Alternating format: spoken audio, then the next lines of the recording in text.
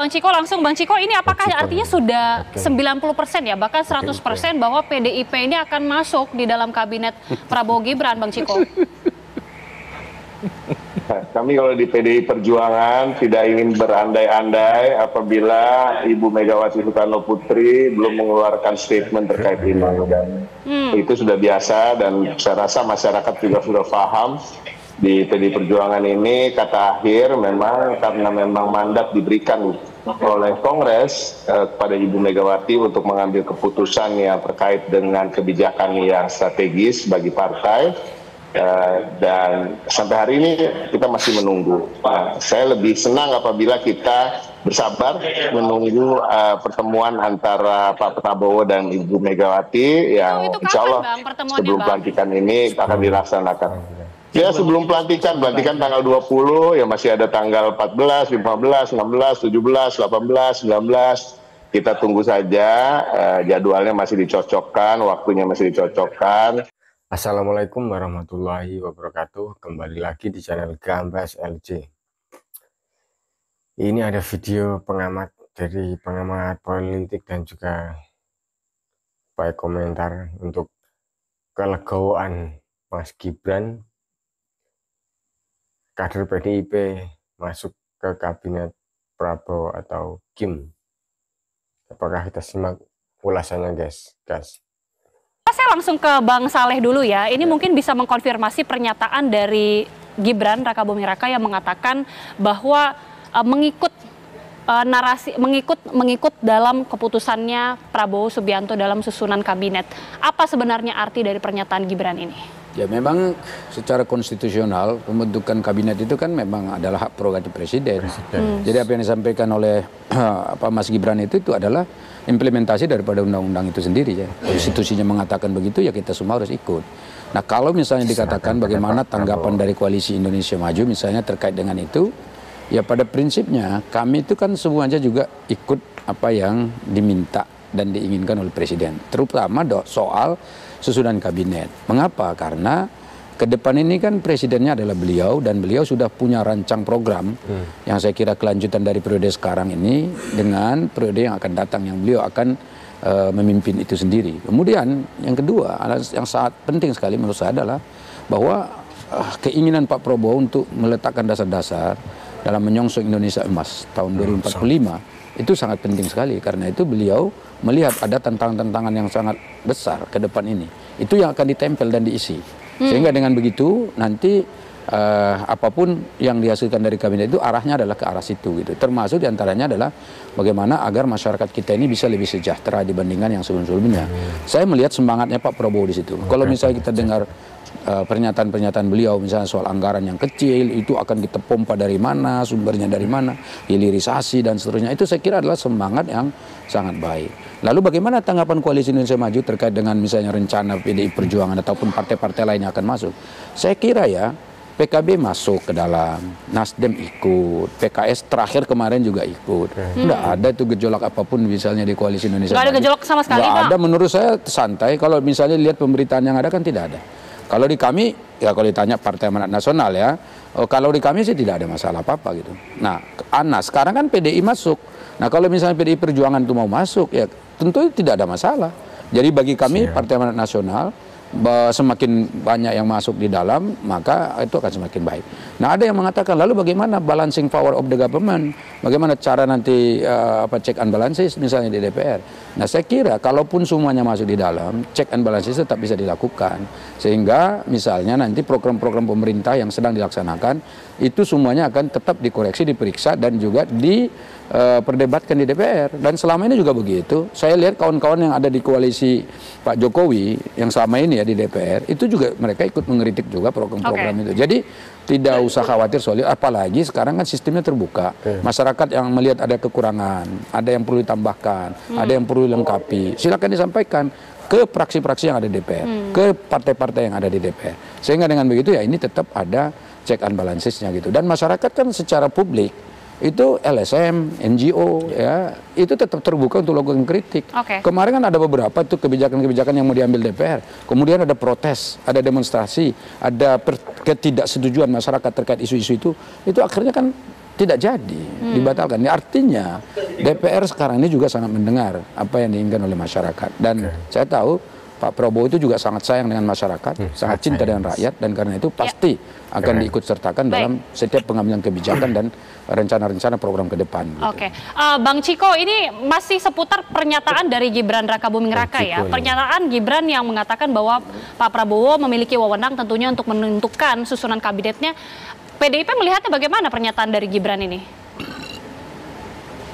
Pernyataan yang tepat ya, saya rasa itu pernyataan yang tepat, normatif, dan tidak ada yang luar biasa. Yang luar biasa kalau sampai Gibran mengatakan, wow saya harus ikut terlibat dalam menentukan ini, ya itu baru luar biasa. Tapi apa yang disampaikan saudara Gibran, itu satu hal yang biasa aja. Dan ini tadi sudah disampaikan oleh saudara saya, Saleh Daulay juga, bahwa itu adalah implementasi dari undang-undang konstitusi yang menyatakan bahwa pemilihan menteri, termasuk pencopotan, pergantian, cocok ulang, dan lain-lain, itu adalah wewenang presiden.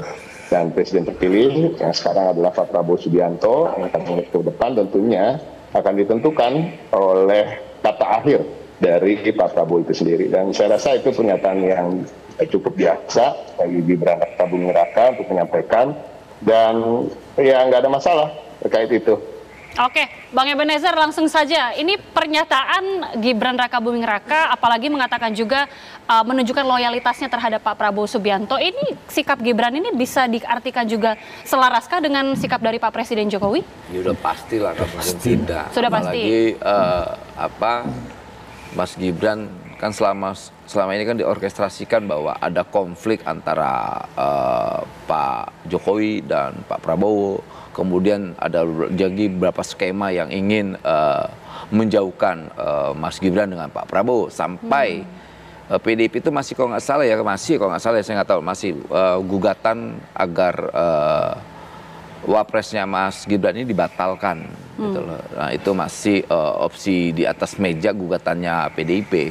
Tapi apapun itu sebetulnya narasi yang selama ini disampaikan oleh PDIP itu kan semua sudah terbantahkan soal Jokowi cawe-cawe dan sebagainya. Apalagi kalau seandainya benar itu ya, tadi disebut Bung Daulay tadi bahwa PDIP masuk dan sebagainya. Nggak tahu lah ada berapa menteri yang masuk di koalisi Indonesia Maju ini.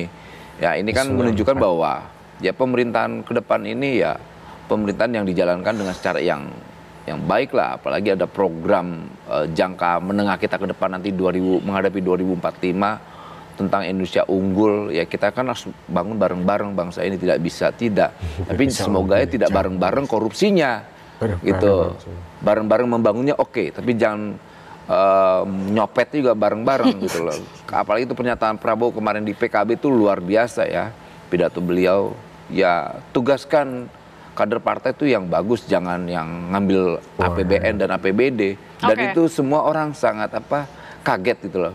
Karena dia menyampaikan posisi dia sudah menjadi presiden terpilih, bukan saat kampanye. Itu kan nekat sekali.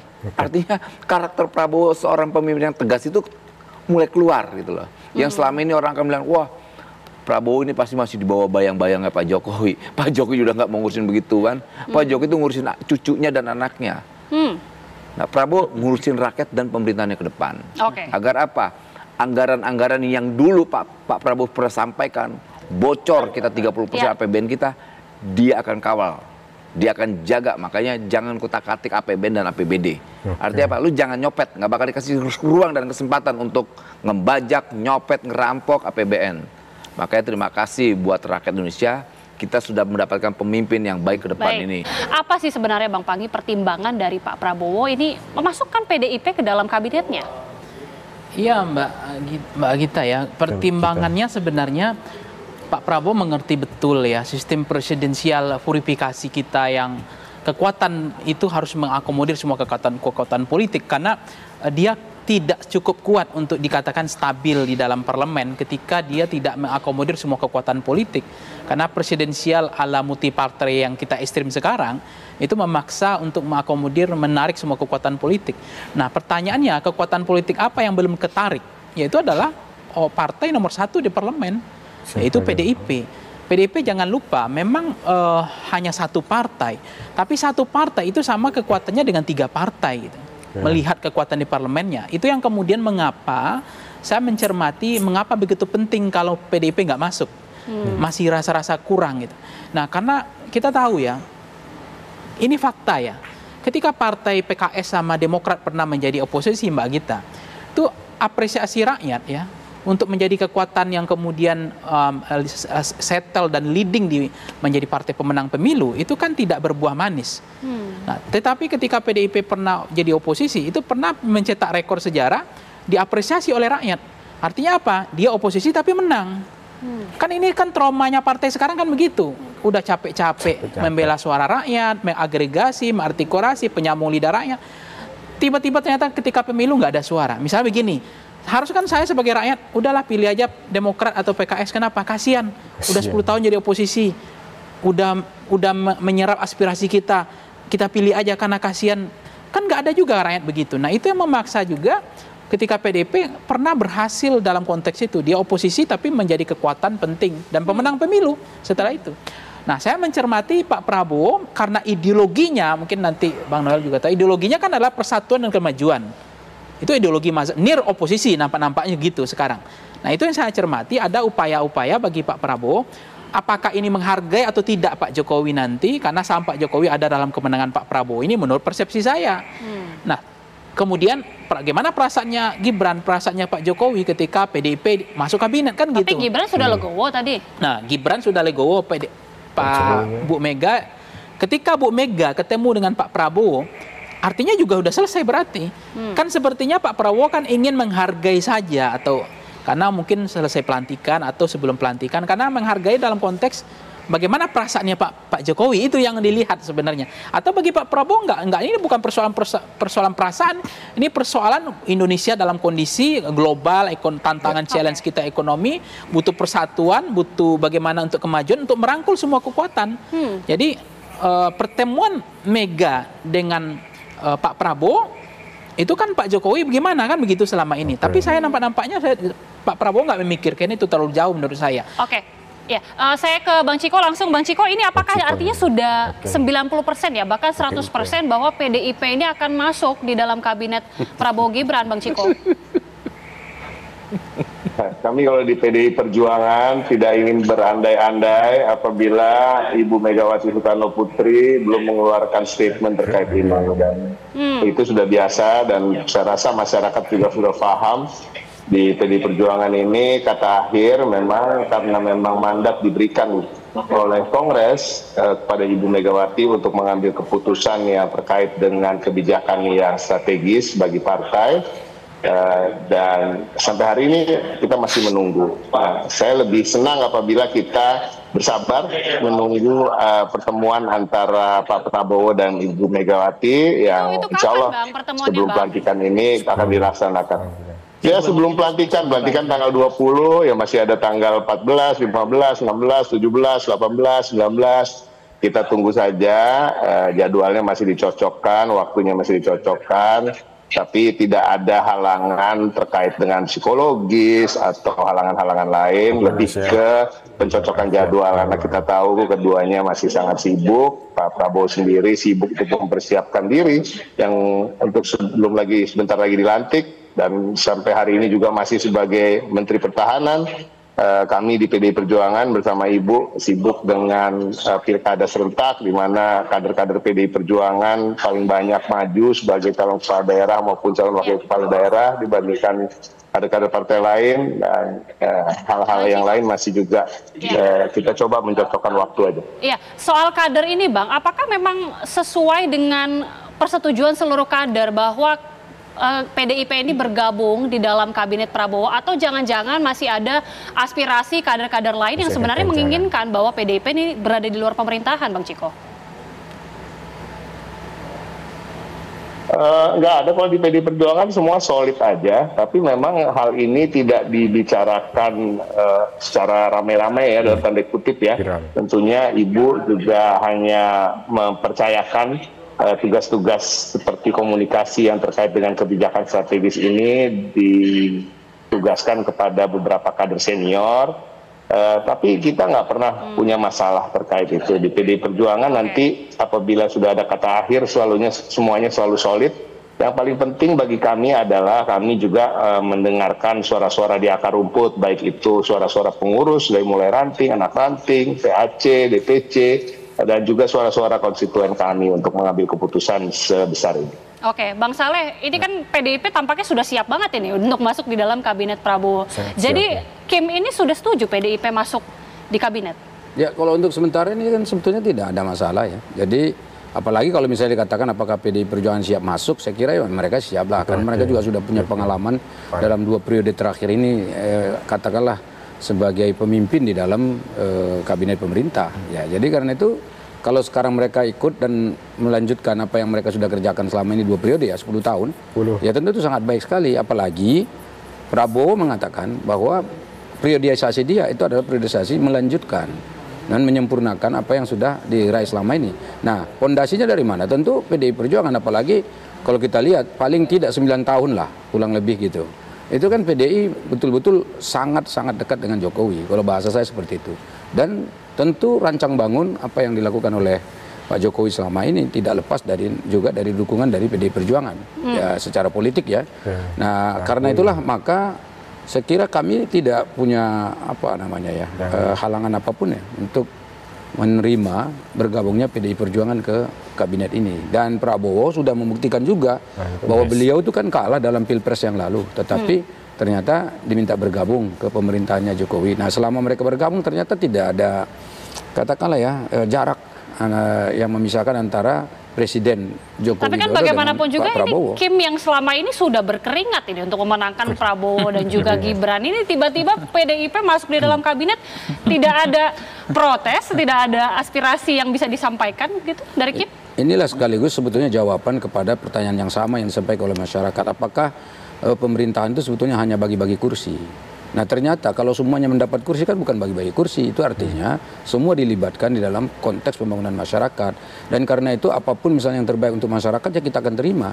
Jangan misalnya gara-gara misalnya orang nggak boleh masuk, kemudian dia ini salah, dia ini tidak benar, dia dulu musuh. Nah, sementara yang kita butuhkan adalah persatuan dan kesatuan. Dan di tengah situasi global yang sekarang yang saya kira kalau geopolitik ya, kalau kita lihat itu kan tidak baik-baik saja itu ya. Kalau kita lihat di Eropa ada gejolak, di Timur Tengah ada gejolak gitu. Di Asia ini sebetulnya ada juga ya, terutama misalnya perebutan wilayah laut dan seterusnya. Nah, ini jangan sampai membuat kita malah justru terpecah. Nah, kalau kita terpecah di internal ini bagaimana kita bisa bangkit ya dengan ekspektasi yang luar biasa kita akan menjadi negara yang sejahtera ya pada 2045 begitu.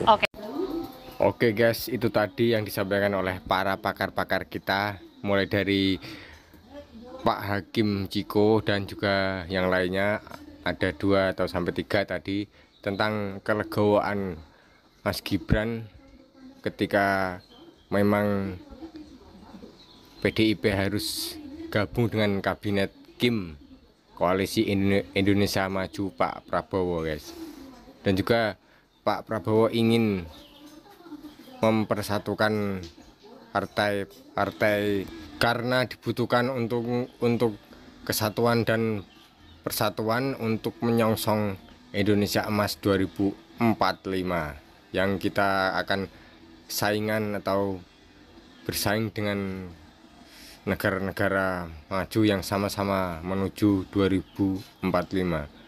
Dan semoga dengan gabungnya PDIP dan koalisi Pak Prabowo itu akan menjadi kemaslahatan Indonesia dan rakyat-rakyat kecil guys. Oke, semoga ini bisa mengedukasi masyarakat Indonesia dan juga semakin sejahtera untuk menuju 2045 Indonesia Emas. Oke, wassalamualaikum warahmatullahi wabarakatuh. Gambas LC.